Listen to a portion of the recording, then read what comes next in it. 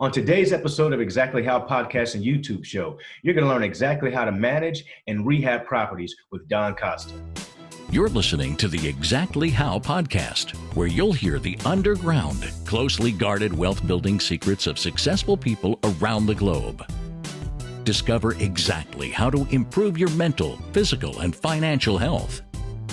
Feel better, make more money, live, give, and prosper in today's exciting, fast-paced world filled with opportunity for those who know exactly how.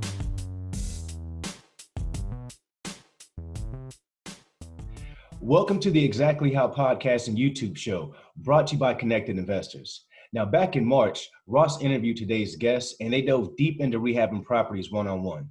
Well, during this episode, you'll discover exactly what comes next when rehabbing properties. Now, for those of you who are new, my name is Sean Young, today's host and proud member of the Connected Investors community.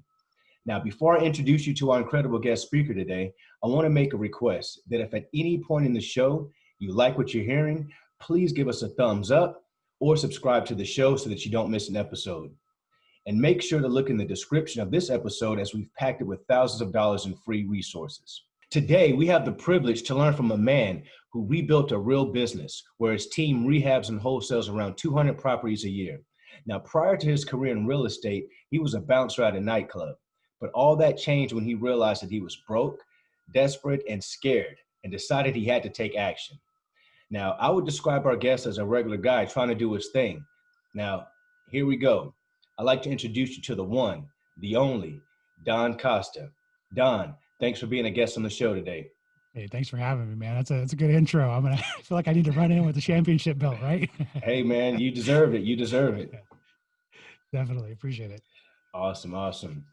Now, Don, before we dive into rehabbing properties, version 102, you contribute a lot of your success to your ability to get out of the way so that your team can do what it takes to make things happen. Why do you think this has played such a big role in your success?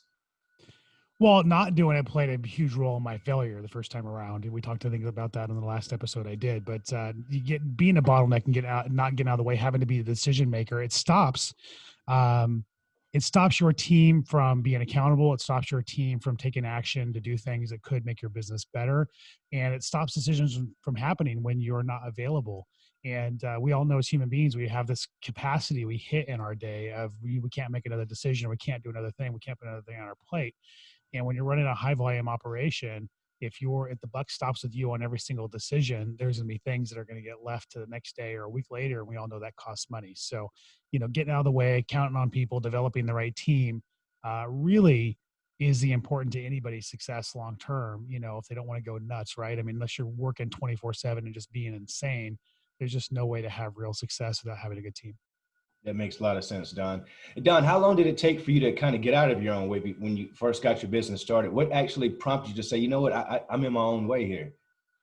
Yeah, I mean, I have the hindsight of doing this twice, right? I mean, built a business, lost it all in 2008, built a business again. For those listeners who didn't listen to the last episode, I've been through this in 2 iterations, and the first time around, looking back on it, one of my major failures was not building a team that I could count on, not giving them the trust that they deserve, not allowing them to be successful. And so this time around, wanting to do it better, wanting to build a real business, it was a realization that I really needed to have people I could count on, and I needed to develop them into leaders in my organization and get out of their way.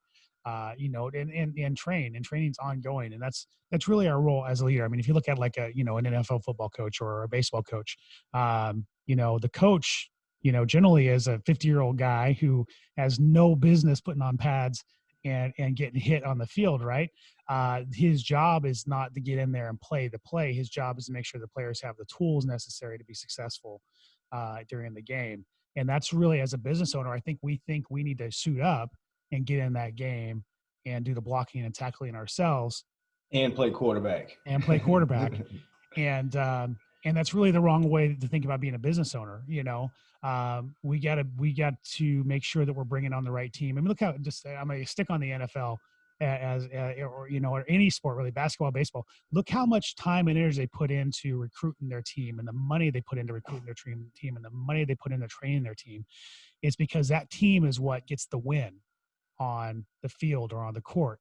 And it's the same thing in your organization, right? I mean, you got to spend the time and the energy. So many of us want to just plug and play people, and we don't put the energy in developing systems and processes and hiring and training properly. We don't want to put the energy in allowing our team to be successful, allowing them to make mistakes so they can grow.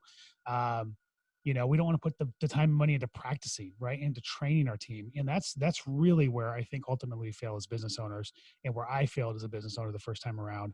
And it's still a work in progress. I'm still learning something new every day, but just realizing that I'm the coach. I'm the person who's teaching the plays, but that my team's got to be the ones to execute it, and I got to get out of their way and let them do it is important. That's awesome. That makes a lot of sense. And those are some golden nuggets, Don. Thanks for sharing that.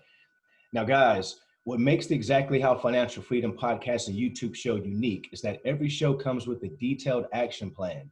We pull the steps out of the show and create a blueprint on how to implement exactly what we're covering. All you have to do is visit connectedinvestors.com/free to get the key takeaways and resources and gifts that Don has generously allowed us to give to you. As nearly 1 million people know, Connected Investors is a social network of real estate investors and a marketplace of investment properties. Now, in the description of this video, I've included a link to this episode's forum discussion. Tap that link, ask me, other pros, or anyone who's in the forum questions to see what the other investors are saying about this episode. Plus, you're going to get our free training right now. Again, guys, that's connectedinvestors.com/free. Now, this is how I make my money. You can find properties in any town for pennies on the dollar. This software, I use it every single day, guys. Let's talk about the 3 steps in rehabbing. Don, the last time you talked about hiring, pricing, and project management. Can you break those down for us? Can you go into step 1 of hiring? Yeah, absolutely. I mean, so when it comes to rehabbing, hiring, we're talking about either project management or contractors. So I'm going to hit on contractors. That's really where I think people struggle the most. And in the hiring aspect of project management or contractors per se, it's very important to hire just like you would your internal team, right? You want to hire somebody that you're going to be able to work with long term, somebody that's going to be teachable and coachable, somebody that you're going to be able to communicate with. It's going to be responsive to issues or concerns. A lot of contractors, when we're working with them as rehabbers, we sometimes will subordinate like our leadership position in that role to the contractor who we feel may know more, have more experience. And that's really, I think, the wrong way to attack it. We need to attack it. It's a team effort on these jobs. We need to make sure that, again, we're treating them like they're a member of our team. We're looking to coach them and develop them into our ways and our systems and our organization. And you got to do the same thing. Even when you're a newer investor, it's important to know what your expectations are and establish your expectations. And maybe that might be communication early on, as far as in your learning process as a rehabber. So, but it's important to make sure that that's established and understood. Who's in charge? Who's the boss at the end of the day? Who makes the final call, which is you. And so when we hire, we go through this process of hiring where we will literally try to weed people out. Like we'll call them up and we'll say, this is what we do. We're rehabbers. And half the people will tell us they're not interested in working with rehabbers. Second half, they'll continue the conversation. We'll let them know we need reasonable pricing. We need wholesale pricing in our jobs. We can't have retail. We want to make sure they make money. And then half of them will exclude themselves at that point. When you get to that final core of people, what I like to do is I like to find people who are willing to show us a job in progress and a job completed. The job in progress is important for me to see because I want to see if they are, doing what they're supposed to be doing on the job. Like, does where they say they are on the job line up with what's been done, where they actually are, right? So if they say this to be done in like 3 days and you go in there and the place is still gutted, well, then you know that that doesn't line up. If you go in there and, they're halfway through the job and there's one person or nobody there and it's a bright sunny day and there's no reason for nobody to be there, that's a red flag.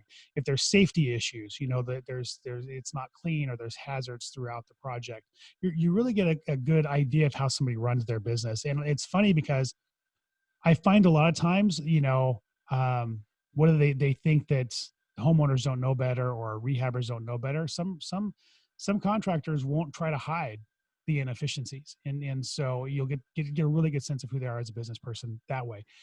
I want to see the finished project. A lot of people will think, oh, well, they want to see the finished project because of the quality of the work. Well, no, I actually want to find one thing on that job that isn't perfect and I want to point it out. And the reason why I want to do that is not because I'm trying to pick somebody apart or tear them down. It's because I want to see their reaction. I want to gauge how they're going to respond to me. And if they do anything other than take responsibility, I'm not hiring them. If they're defensive, Smart. if they blame the homeowner, if they blame a worker, I'm not hiring that person. One of my best contractors I've worked with for now 8 years, when I pointed out something that wasn't straight, his response was, if you give me the job and you're not happy with something I did, I'll fix it. Teachable and coachable. As somebody that can work with. He wasn't defensive in any way, shape, or form. So I'm looking for those things. A lot of people, they think, well, you're looking for quality work. You're looking for this. You're looking for, no, I'm looking for teachable and coachable. I'm not looking for the perfect contractor. I'm looking for the person I can mold into the perfect contractor. And that's how I basically attack this. If I find the perfect contractor, that's great. But the reality is you're never going to find the perfect employee, the perfect contractor out of the gate. You got to look at it. I'm developing a team. I'm recruiting the players, right? And it's my job to get them where I need them to be. And if you approach relationships that way, all your relationships, whether it's private money, contractors, vendors, employees in your organization, if you approach that with that mindset, you're going to find that you're going to build a real solid team around you and you're going to be successful. That is awesome. So guys, like I want you to kind of look at the analogy of a football team, just like Don said. I mean, he's literally saying, hey, I need to go out and find a linebacker. I need to go out and find a running back, and I need to find a quarterback. I need to find a wide receiver, whatever it is I'm looking for. I need to make sure not only do I find these components, guys, but I need to make sure they can work together so that we as the team can move forward. And that is key, having a team-centric ideal system. I mean, that's what it's all about, Don. Thanks for sharing that. So now that you've got the hiring on step one, can we dive into step two where we talk about the pricing? Yeah. So pricing, obviously, like I mentioned in the initial conversation, you got to let them know where you're at on pricing. You're looking for the wholesale price point. You're looking for somebody that understands that you're not a one and done operation, that you're going to be somebody that if they work well with you, you're going to give them consistent work. And therefore you need reasonable pricing. You need something that is, again, not where they're going to break even or lose money, but also not retail, right? They got to be able to make a living working for you. So, and understanding that's important too, because a lot of us going into rehabbing will approach rehabbing in I need to get the cheapest contractor. I need to get the cheapest bid. And the reality is that there's a lot of contractors that will underbid you or bid you very cheaply in various reasons. One, because they're just not good business people and they don't actually sit down and do the work to figure out what's going to cost them. And so they underbid you by mistake. Then they're the ones that will underbid you intentionally to get the job, knowing that with change orders and everything else, they're going to be able to make even more money on you. So there's a few other reasons why you'll get, the contractors underbid you, but sometimes the cheapest bid is not the best bid. So knowing your numbers, learning the costs is important. I know early on that's tough, but I stood in Home Depot. I can tell you to this day, 8 years later, from rebooting my organization, what every floor plan and every Home Depot is in my area, because I stood in those stores and I learned the pricing and I learned what it took. I know, a contractor pack a baseboard, what that costs per linear foot, and I also know what I can pay my contractor to install it, what's a reasonable price where they're going to make money. And so once you start to learn those things, you start to standardize your pricing, and that becomes part of your conversation with these contractors. X amount of dollars per square foot for paint in your market is a reasonable price. Then that's the kind of conversation you have with a contractor. $1 linear foot for baseboard install, if that's reasonable in your market for a wholesale price, that becomes part of your conversation. And as you're talking to these contractors, when you're interviewing them, you can say, hey, these are the kind of the prices I'm typically used to paying. Is that something you have a problem with? And that way you're having an honest conversation. You can start gauging. If contractors will have problems with it. One is if they're usually in it for so many years, they don't care if they make money off you or not, because they're going to find somebody's going to pay well above retail and they're going to make a profit. And so they can give you the I don't want it price. And then you're going to find the people in there, like I said, that just don't know any better, and they're going to underbid you. So knowing that number is important to get to that conversation with somebody that you can learn is reasonable and you can have a long-term relationship with and success in your projects. Man, that is awesome. So like, guys, I mean, Don is saying he literally went into Home Depot, became an expert somewhat of, the building process, what it costs, so that he can know what he's doing when he's running his business. That's key. I hear a lot of folks, who are in the flipping aspect of it. just kind of jump into it sometimes, and they say that they kind of get burned. And I think that what you're saying, Don, is so key to prevent some of those, mishaps, so to speak. I mean, of course, there may be some things you may run into, but it sounds like you went the right route by educating yourself before you just dove right into it. Yeah, and you got to educate yourself some. I mean, look, we all get in this business because we want a better life, and we want it to be easy. And don't get me wrong, I want it to be easy too. But you got to do the work for it to get easy, right? That's essentially what it is. And I'm not saying don't jump into a rehab and maybe don't know any better, and do your best. And you might have to lick some wounds. You might come out with a home run. But if you want to turn it into a real business, you're going to have to start becoming more efficient in your knowledge, right? Your understanding of what things, how long it should take to install a door, how long it should take to paint the inside of a house, how long it should take to install cabinets, and what that time and money cost. And that, I mean, that really is important to running a real business. So do you want this as a hobby or do you want a real business? That's a decision you have to discuss with yourself. But if you want a real business, you're going to have to understand at least the basics, right, of the numbers and what things should cost and how things should be done so that you can have long-term success. Otherwise, it's going to be, you're going to Vegas and putting on black every time you flip a house. And none of us want that. I mean, 9 out of 10 times you might win, but that one loss might be enough to wipe out all the wins. So. Absolutely. Absolutely. Don. And that makes a lot of sense, which actually runs us into our third step, which is project management. Being knowledgeable, having the right players in place now is to manage the actual project. And Don, are these flips that you're doing, are they local or are they virtual or a combination of both? And how do you manage that project?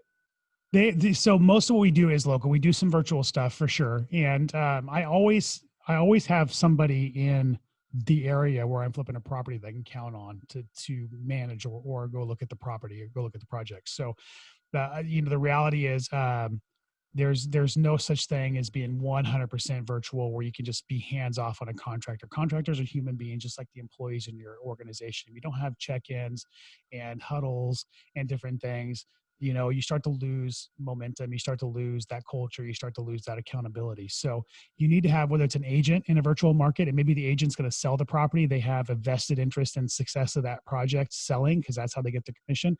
That may be your person to check on your project, but you do need to have somebody check. That's just for long-term success. It's best practice.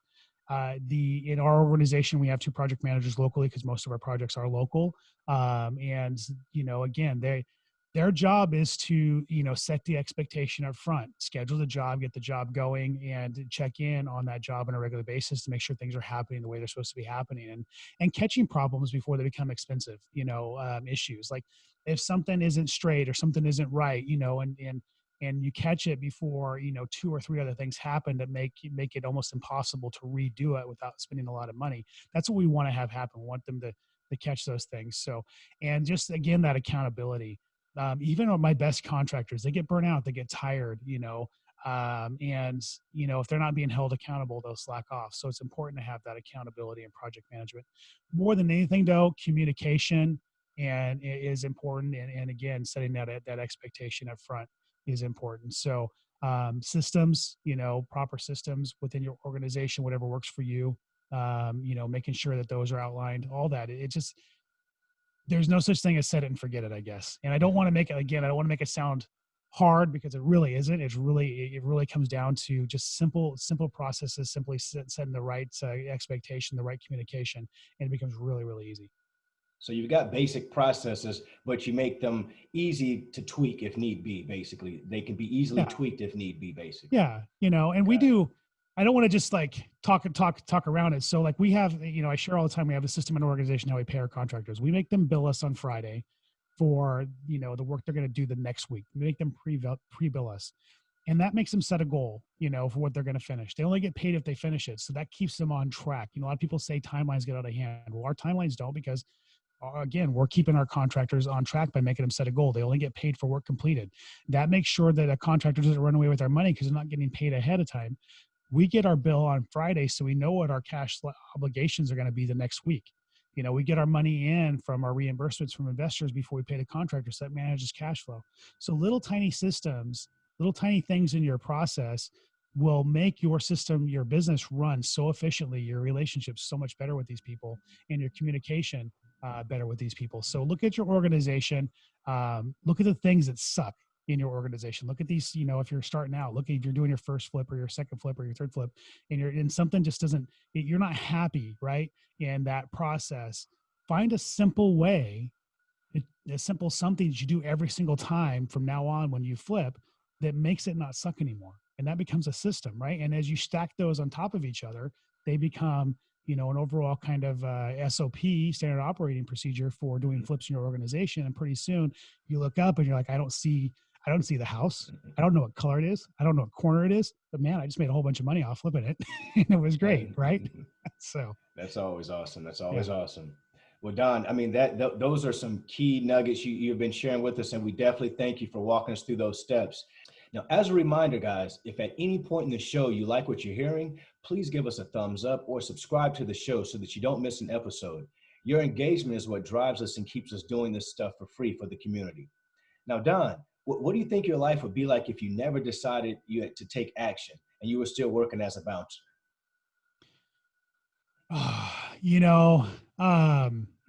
Well, I wouldn't be still working as a bouncer because I'd probably be dead, but no, look, I mean, my life is good for doing what I do.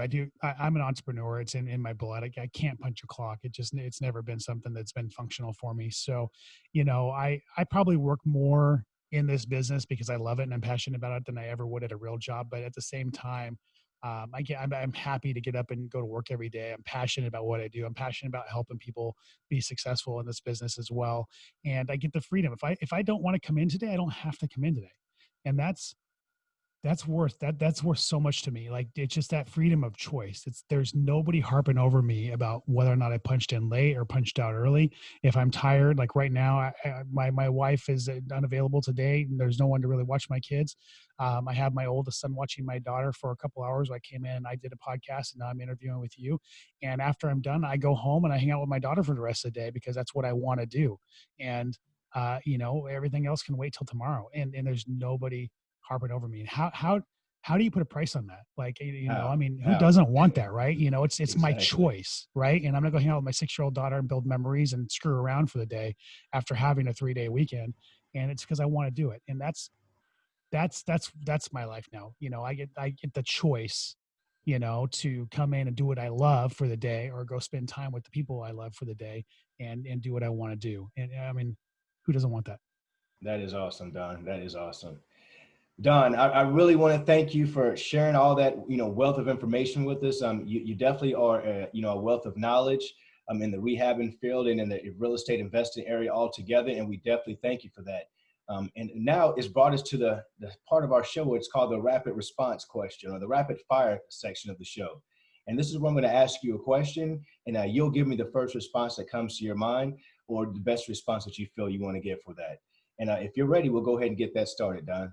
I'm ready. Let's do it. All right. On a scale of 1 to 10, how strict were your parents? Probably a 2. 2. Okay. That's it. They're like not strict, right? Sounds like that's pretty low on the strict level. Yeah. Got it. Get up early or stay up late? I'm a stay up late.